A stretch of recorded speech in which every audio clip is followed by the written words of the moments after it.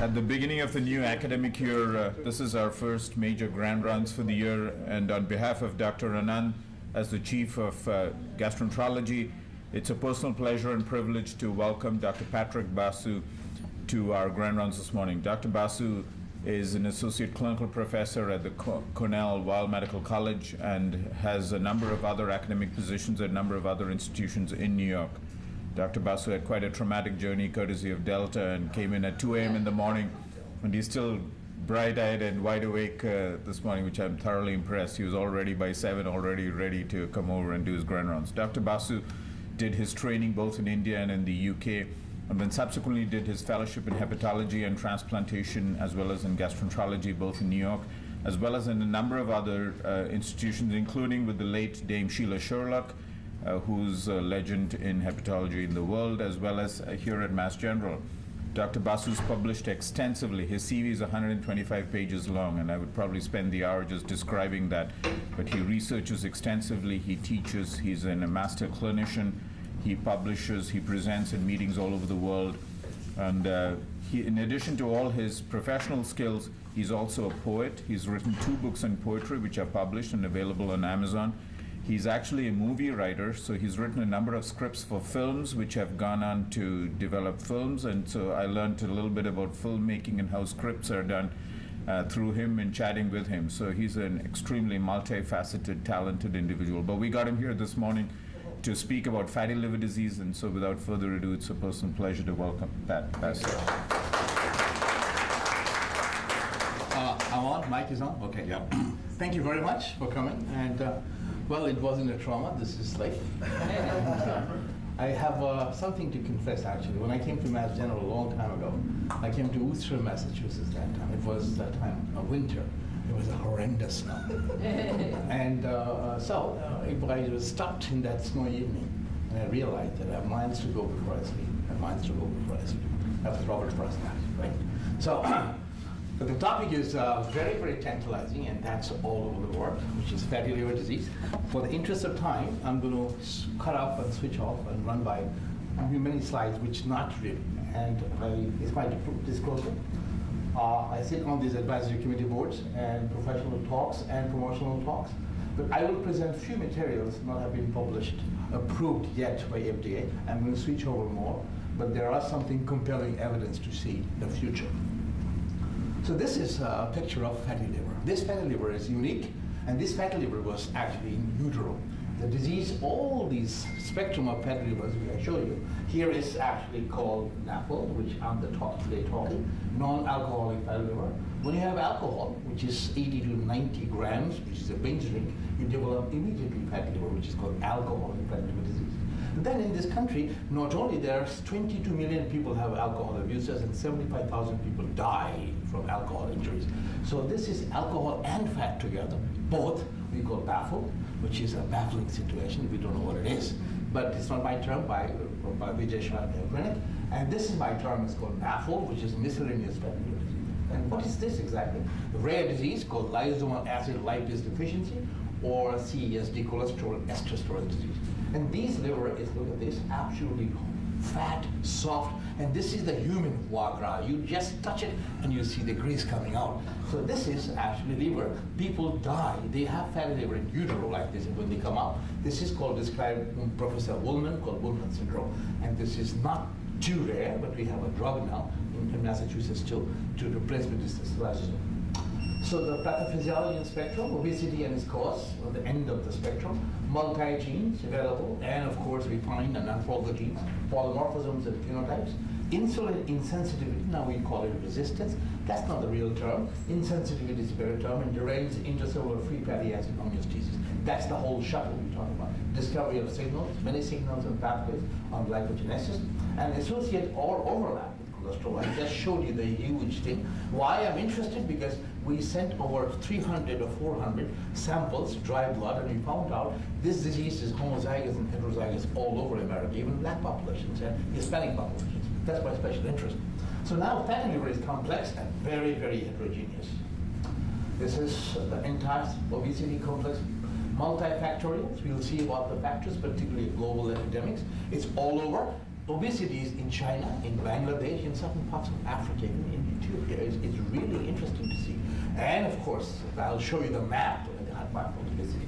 The hereditary levels, actually there is a huge amount of disparity or homeostasis between leptin. Leptin is a lipolytic hormones, and again, resistant is a lipogenic. So there is a subtle balance. Once the balance is disrupted, then we get obesity. Found in Pima Indians, there are a lot of papers in New England Journal in 1986 to 88. They're bone fat, and when they're bone fat, they have huge amount of fatty liver disease. Environmental, huge disparity with energy consumption, and this is interesting. 1935 and 40s, when this car, Henry Ford came out, the whole car, that time human being had to go to work, most of the time by buses, go to meet people, go to family houses, not by car, go to shopping, even banking. What happens now? What, we are paralyzed. Why we are paralyzed? Everything is in that, right? So now the dating is in cyberlink. Okay, you don't have to go somewhere else. You sit down, what? And it's on all the cities are blocked. So you get out, block everywhere. Now Japanese, Chinese, even now Indian food everywhere. So you walk till 7:30 because you have to be your due 12 hours work, no matter what you do. And then you come home, you're tired, pick up something else, go home. What do? You got mail, boom, right? And then you start what? Mail for different kinds of mails and whatever, you stay there. And then people who are in stock, exchange whatever, they get up at 2 o'clock to get this Japanese stock. It's a huge different lifestyle. So what do you have? The people come downstairs, bring you what? Your clothes. You don't go to shopping. Fresh market, fresh food brings it, gets you a refrigerator for food. So what happens? You're paralyzed. Only thing it's working, our liver is fat, our fingers are working, and we're chewing. That would be a hypertrophy, I think, in future. Okay? So again, so now that's our environment. And then neurohormonal, there are so many altered hypothalamic gut hormones, particularly leptin, ghrelin. Ghrelin, you know, it's became very popular now. And all together, and bisphaline, and all this stuff. And this is renal binding protein 4. We looked into it. Actually, this is upregulated inside the shuttle homeostasis, where this insulin resistance occurs. And that is another culprit. And all together, called obesity. But whatever happens, if you look at the solar system, what is the sun here? Again, is insulin resistance or insensitivity. Cultural ritualistic, if you go back and think of this Mikados in Japan, they have kept these big guys. They never moved, and they drank 3,000, 4,000 calories. They used to humor those Mikados, bumping each other, right? Sumo wrestlers, right? And now there's another thing, interesting. You can watch actual National Geography. What happens there's a tribe called Bahima tribe in Africa. They're the cow herders. So when a girl is eligible for marriage, who's 14 or 13, 14, 15 years old, she has to go to a camp with her grandmother and drink at least 4,000 calories a day. She has to gain 50 pounds, otherwise she can't get married to a good guy who has few ships and huge amount of car. So interesting. So that's another culture, ritualistic culture.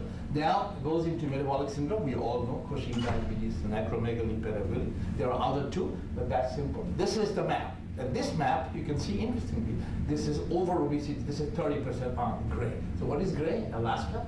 Again, I'll show you the genes in Alaska too, because Alaska people in wintertime, what they do? They cannot move. So their energy expenditure is zero. And they eat what? Seal fat and a lot of other stuff to stay warm inside.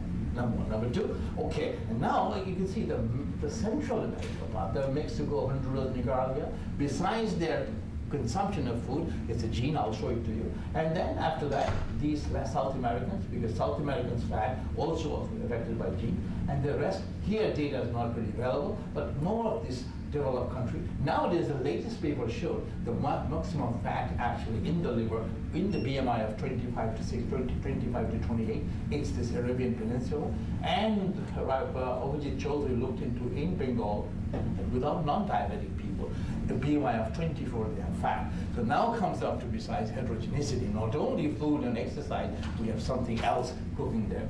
This is all pictures of diabetics, as you see, dissect America. These are all mountain people, and California, where you have people, they're exercising, running, conscious. Here is cold, so they don't move much. So, but again, despite the cold area, these are the strand here. There's a huge amount of fat. So this fat, either NAFL, I think is baffled because there's a huge amount of alcohol in this. So now, definitions of steatosis with or without inflammation. Some steatosis doesn't have to have inflammation. Fibrosis due to secondary causes.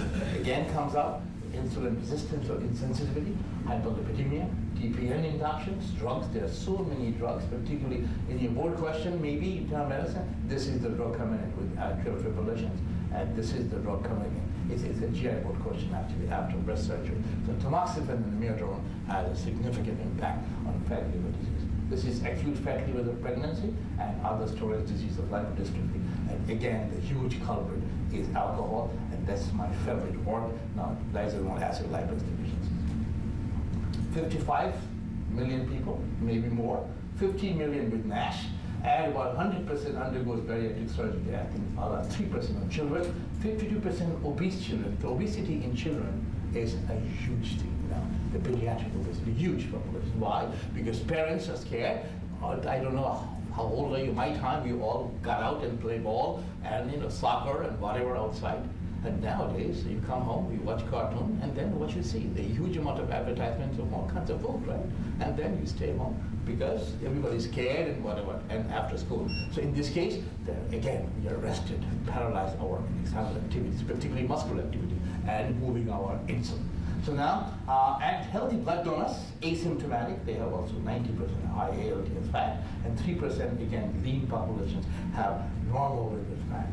These are the syndromes, NAFLD, non-alcoholic fatty liver disease, going to NASH, which is an inflammatory marker and marker for cirrhosis, and from there, hepatocellular carcinoma. Remember, there is a lot of paper coming, NAFLD to cirrhosis straight, or NAFLD to hepatocellular carcinoma straight. There is a huge amount of, some from this MAD4 activity there. NAFLD, alcohol, to NASH, we all see here, I'm sure you see a lot of alcoholic hepatitis here, right? And the cirrhosis, and that's a common paradigm of equations. This is again totally bold. MAFLD is miscellaneous, corticosteroid, estrogen, etc., etc. Chronic hepatitis C, not only genotype B. In our time we thought genotype B because genotype B